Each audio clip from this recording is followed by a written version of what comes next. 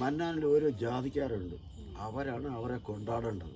കൊണ്ടാടുന്നത് അങ്ങനെയാണ്, ഇപ്പോഴും അങ്ങനെയാണ് കേട്ടോ. ഇതിന് 4 ജാതിയുണ്ട്. 4 ജാതിയല്ല, ഇതിന് 42 അടിയാൻ എന്ന് പറയുമ്പോൾ ഇതിൻ്റെ അകത്ത് തന്നെ ഉണ്ട്. ഈ 42 അടിയാൻ എന്നൊക്കെ പറയുന്നത്. അപ്പോൾ ഈ 42 ജാതിക്കാരനാണ് മന്നാനിലുള്ളത്.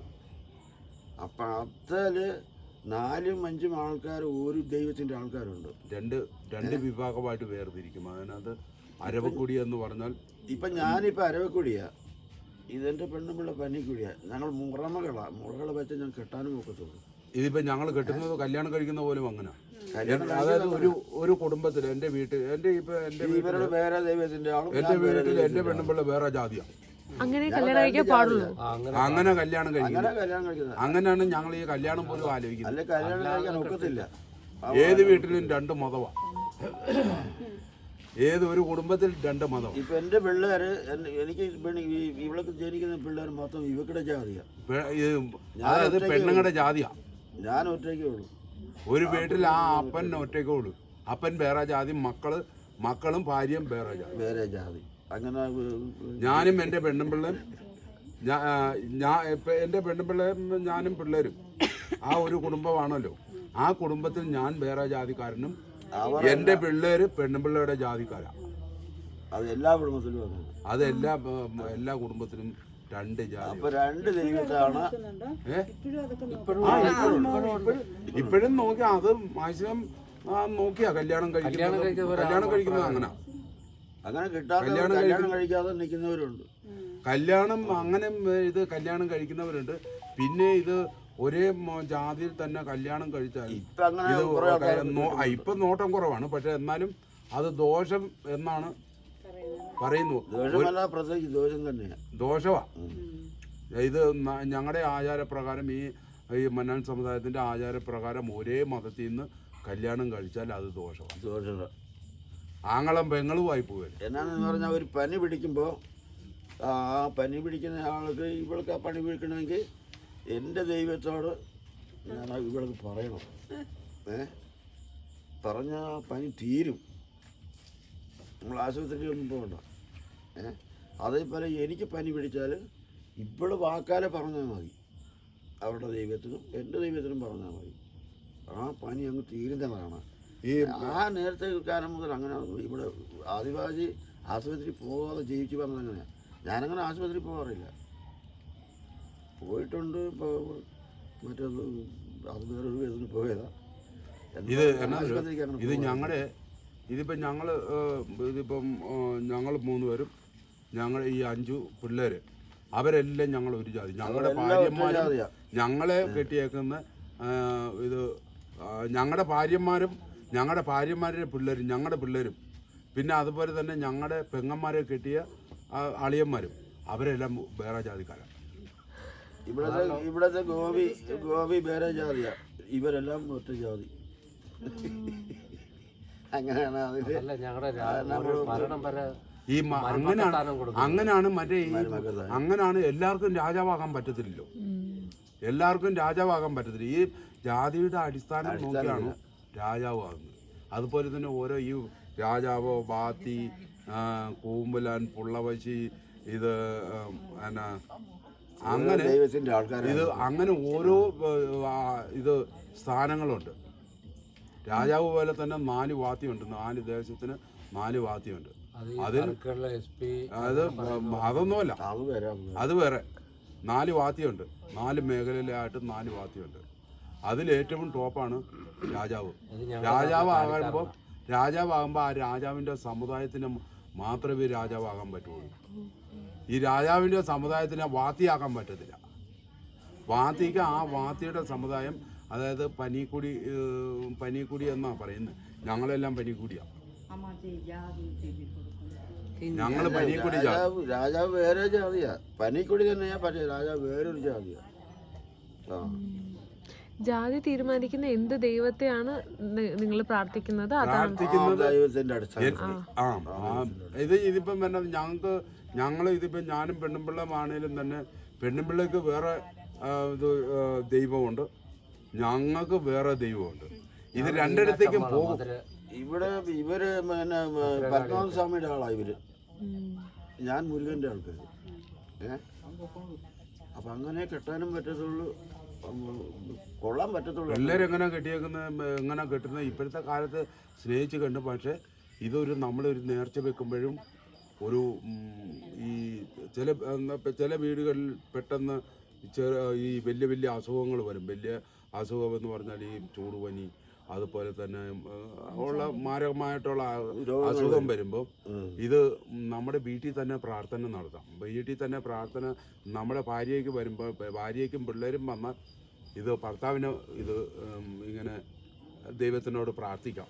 പക്ഷെ അതേസമയം ഇത് ഒരേ ജാതിയിലിരുന്ന് എൻ്റെ ഭാര്യയുടെ ജാതി തന്നെ ഞാനും ആ ജാതിക്കാരനാണെങ്കിൽ ഈ എൻ്റെ മറ്റേത് ഈ പെൺപിള്ളയുടെ ജാതി പറഞ്ഞ് പ്രാർത്ഥിക്കാൻ പറ്റത്തില്ല. അപ്പം അങ്ങനെ നമുക്ക് നേർച്ച വെക്കാൻ പറ്റത്തില്ല. അപ്പം അത് ഇങ്ങനെ ഇത് അങ്ങനെ വിഷമിക്കുന്ന ആളുകളുണ്ട്. പക്ഷെ അവരിങ്ങനെ ഇത് നേർച്ച കൊണ്ട് വഴിപാടായിട്ട് വെക്കുമ്പോഴും നേർച്ച കൊണ്ടുപോകുമ്പോഴും നമുക്കങ്ങനെ അങ്ങനെ കുറേ വിഷമിക്കുന്ന ആളുകളുണ്ട്. ഒരേ സമുദായത്തിൽ നിന്ന് ഇത് കല്യാണം കഴിച്ചിട്ട് ഇത് ഏത് ജാതിയിലാണ് കെട്ടിച്ചു കൊടുക്കേണ്ടതെന്ന് ഇത് മറ്റേ ഇങ്ങനെ വിഷമിക്കുന്ന ആളുകളുണ്ട്. അപ്പോൾ ഇത് ചില ആളുകൾ ഈ കൃത്യം ഈ മന്നാൻ്റെ സമുദായവും ആചാരവും നോക്കുന്ന ആളുകൾ ആ ജാതി അന്വേഷിച്ച് നടക്കും. ഏതെങ്കിലും ഒരു ജാതിക്ക് കൊണ്ട് കല്യാണം കഴിച്ച് കൊടുക്കുക. ചില ആൾക്കാർ ആകുകയല്ലേ. ആശുപത്രിയിൽ പോകുമ്പോൾ ആ ഡോക്ടറെ നോക്കുമ്പോൾ അസുഖമില്ല, അത് വേറെ കാരണങ്ങളുണ്ടെന്ന് ഡോക്ടറും പറയും. അപ്പം ഞങ്ങളുടേതായ അടിസ്ഥാനപരമായിട്ട് ചില കാര്യങ്ങൾ അവിടെ ഉണ്ട്. അത് ചെയ്തേച്ച് വേണം ആശുപത്രിയിൽ പോകാൻ. അല്ലെങ്കിൽ അവിടെ അസുഖം ഇല്ല, പക്ഷെ അസുഖം ഇവിടെയാണ് കിടക്കുന്നത്. അത് നമ്മൾ ചെയ്തിട്ട് പോയെങ്കിലേ അവിടെ ഈ മരുന്ന് കേൾക്കത്തുള്ളൂ. മരുന്ന് കേൾക്കത്തില്ല, എന്തൊരു മരുന്ന് കൊടുത്താലും. അതിൻ്റെ എന്നോട് പറഞ്ഞു വിട്ടിട്ടുണ്ട്. ഈ മന്നാൻ സമുദായത്തിൻ്റെ ഇത് ആദിവാസികളിൽ ഈ മലയരയൻ, അതുപോലെ തന്നെ ഉള്ളാടൻ, ഊരാളി, ഈ അങ്ങനെ കുറേ ജാതിക്കാരുണ്ട് ആദിവാസികളിൽ. അതിലേറ്റവും വനവുമായിട്ട് കിടക്കുന്നതും വനത്തിൽ കിടക്കുന്നതും ഈ മന്നാൻ സമുദായമാണ്. മന്നാൻ സമുദായവും അതുപോലെ തന്നെ ചോല നായ്ക്കന്മാർ, ഇത് പണിയന്മാർ, അങ്ങനെയുള്ള ആളുകളാണ് വനത്തിനുള്ളിൽ കിടക്കുന്നത്. ഈ വനത്തിനുള്ളിൽ കിടക്കുന്ന ഈ ആദിവാസികൾ ഈ മന്നാൻ സമുദായത്തിനെ ആണെങ്കിലും തന്നെ അപ്പോൾ ഇത് ആന ചവിട്ടിയോ പുലി പിടിച്ചോ ഇല്ലേ കരടി പിടിച്ചോ ഇത് കൊല്ലുന്നതായിട്ട് ഇന്ന് വരെ ഒരു സംഭവം ഉണ്ടായിട്ടില്ല. ഈ പിന്നെ പ്രതീക്ഷിക്കാതെ പോയി ഈ ആനയുടെ ഫ്രണ്ടിൽ പോയി നിന്ന് ആനയെ ശല്യം ചെയ്യുമ്പോഴാണ് അങ്ങനെയുള്ള മന്നാനയൊക്കെ പിടിച്ചിട്ടുള്ളൂ. ഇല്ലേ പ്രതീക്ഷിക്കാതെ ഈ ആന നിൽക്കുമ്പോൾ നമ്മൾ കാണാതെ അതിൻ്റെ ഫ്രണ്ടിൽ പോയി ഒരു പെട്ടുപോകണവരെ മാത്രമേ ആന ഉപദ്രവിച്ചിട്ടുള്ളൂ. അല്ലാതെ ഇത് ഈ ആദിവാസികളെ ആന ഇന്ന് വരെ ഉപദ്രവിച്ചിട്ടില്ല. കാട്ടിലെ ഒരു സാധനവും ഇന്ന് വരെ ഉപദ്രവിച്ചിട്ടില്ല. അതിപ്പം അതിൻ്റെ ഒരു ഉദാഹരണം എന്ന് പറയുന്നത് ഈ കുടി തന്നെ, ഈ കുമളി സെറ്റിൽമെൻറ്റിൽ തന്നെ ഏറ്റവും കൂടുതൽ ഇവിടെയുള്ള ആളുകൾ വനത്തിനുള്ളിലാണ് ജീവിതമാർഗം ഫോറസ്റ്റായിട്ടും അതുപോലെ തന്നെ പല പല ഇടപാടുകൾ ജോലിയുടെ ഭാഗമായിട്ട് പോകുന്നത്. അപ്പം അവർ പോയി നടന്ന് ഇങ്ങനെ വരികയല്ലേ. അപ്പം നടന്നു വരുന്നത് മറ്റേ ഈ ഇവിടെയുള്ള ആളുകൾ നടക്കുന്ന പോലെ മറ്റുള്ള ജനറൽ വിഭാഗത്തിലുള്ള ഒരാൾക്ക് അതിനകത്തൂടെ കയറി ഇറങ്ങി നടക്കാൻ പറ്റത്തില്ല. അത് പറ്റാത്തതിൻ്റെ കാരണം ഈ ആളുകൾ എന്ന് പറയുന്നത് ദൈവത്തിൻ്റെ അടിസ്ഥാനത്തിലും ഇത് ജോലിയുടെ ഭാഗമാണേലും ആ ഒരു രീതിയിൽ പോണത് കൊണ്ടാണ് പെട്ടെന്ന് ഈ ആളുകളെ മറ്റ് മൃഗങ്ങൾ ശല്യം ചെയ്യാത്തത്. അതിനകത്ത് ഇപ്പോഴാണല്ലോ ഇതിപ്പം ഇത് ടൗണിനും ടാറിങ് റോഡും അതുപോലെ ടൗണിനോട് ചേർന്ന് താമസിക്കുന്നത്. മറ്റ് നേരത്തെ എന്ന് പറഞ്ഞാൽ ഒരു 25 കൊല്ലത്തിന് മുന്നേ എല്ലാവരും വനത്തിനുള്ളിലാണ് താമസിച്ചുകൊണ്ടിരുന്നത്. ഈ അസുഖങ്ങൾ വരികയില്ലായിരുന്നു. അതുപോലെ തന്നെ പെട്ടെന്ന് ഒരു അപകടം വരികയില്ലായിരുന്നു. ഒരു അസുഖം വന്നു കഴിഞ്ഞാൽ ആശുപത്രിയിലേക്ക് ഓടിപ്പോകണ്ട, വീട്ടിൽ തന്നെ വീടിൻ്റെ പരിസരത്ത്. ഇപ്പോഴാണ് നമുക്ക് ഇതിപ്പം ഒരു വീടിൻ്റെ പരിസരത്ത് എപ്പോഴും വേറൊരു കുഞ്ഞു വീട് കാണും.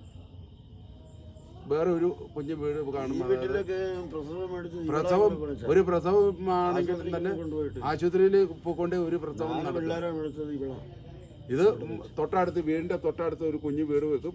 ആ വീട്ടിൽ ഈ പ്രസവം നടക്കും.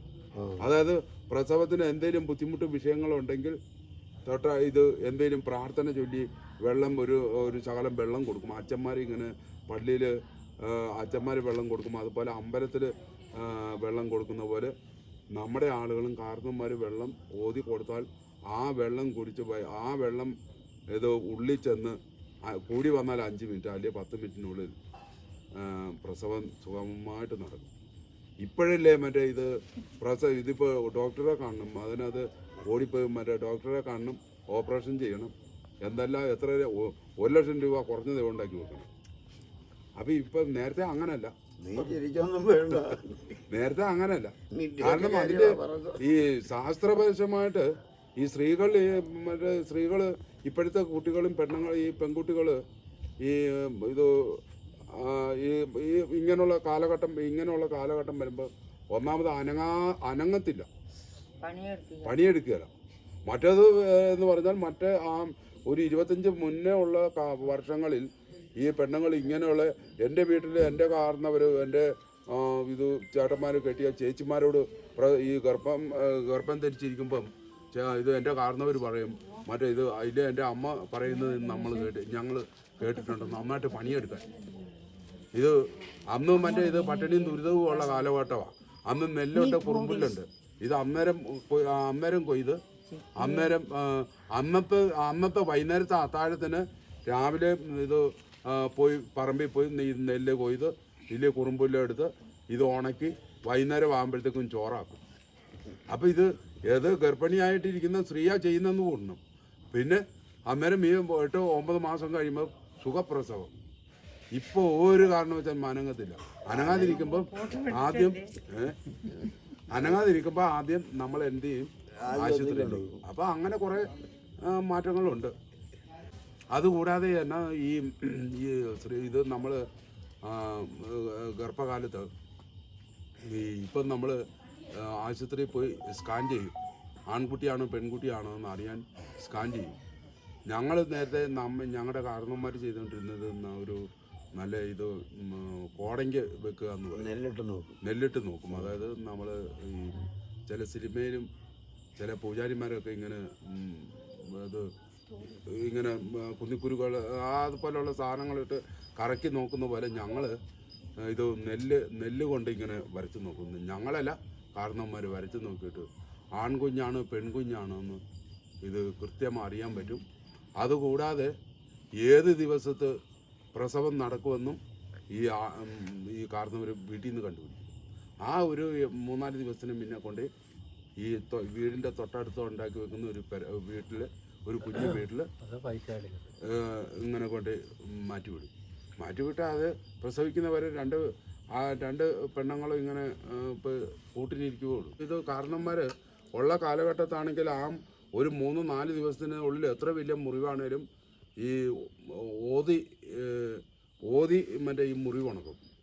എത്ര വലിയ മുറിവാണേലും ഓപ്പറേഷൻ ചെയ്യേണ്ട മുറിവാണേലും ഓതി ഇങ്ങനെ മുറിവ് ഉണക്കും. അപ്പോൾ ഓരോ മരുന്നുകൾ അതുപോലെ തന്നെ മരുന്നുകൾ ഇങ്ങനെ ഉണ്ട്.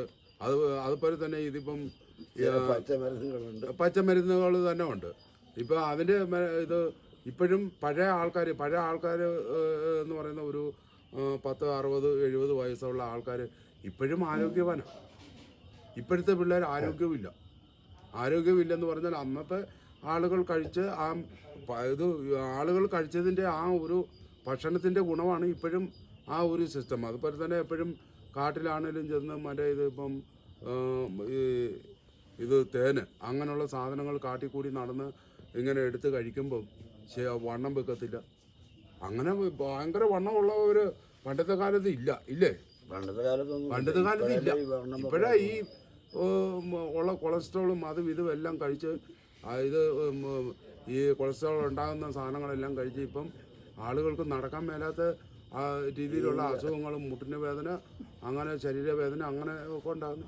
മരുമക്കത്തായം എന്ന് പറഞ്ഞാൽ എന്താ സമ്പ്രദായം? അതായത് ഇതിപ്പം ഒരു നേർച്ച വെക്കുന്നു. ഞാനിപ്പോൾ ഒരു ദൈവവുമായിട്ട് ഇങ്ങനെ ഒരു വഴിപാട്, എൻ്റെ കുടുംബത്തിൽ ഒരു വഴിപാടും ഒക്കെ ആയിട്ട് ഇങ്ങനെ നിൽക്കുമ്പം, അതായത് നോയമ്പും മറ്റു കാര്യങ്ങളും എടുത്ത് അമ്പലങ്ങളിലേക്ക് പോകുന്നു. അതായത് എൻ്റെ കുടുംബക്ഷേത്രങ്ങളിൽ പോകണമെങ്കിൽ എൻ്റെ കാലശേഷം എൻ്റെ മരുമക്കൾക്ക് എന്ന് പറഞ്ഞാൽ എൻ്റെ പെങ്ങടെ മക്കൾക്ക് അവർക്ക് അവരിത് ഒന്നെങ്കിൽ ജീവനോടിരിക്കുമ്പം നമ്മളിങ്ങനെ കൊടുക്കും. വലിയ മരിച്ചു കിടക്കുമ്പോൾ ഈ കാല വീണ് ഇത് ഉറഞ്ഞു തുള്ളുന്നത് കണ്ടിട്ടില്ല. ഇത് ആ ഉറഞ്ഞു തുള്ളുന്നത് ഇതിങ്ങനെ ഓരോ സാധനങ്ങൾ, അതായത് അവരുടെ ശരീരത്തിലുള്ള ദൈവികമായിട്ടുള്ള ഒരു ഇത് ഒരു ശക്തി എന്ന് നമ്മളിൽ ഇത് നമുക്കിതിപ്പോൾ മന്ത്രവാദം അറിയാമെങ്കിലും ആ മന്ത്രവാദവും ആ ഒരു ദൈവത്തിൻ്റെ ആ ഒരു ആചാരത്തിൻ്റെ ഭാഗമായിട്ട് ഇതെടുത്ത് കൊടുക്കുന്നതാണ്.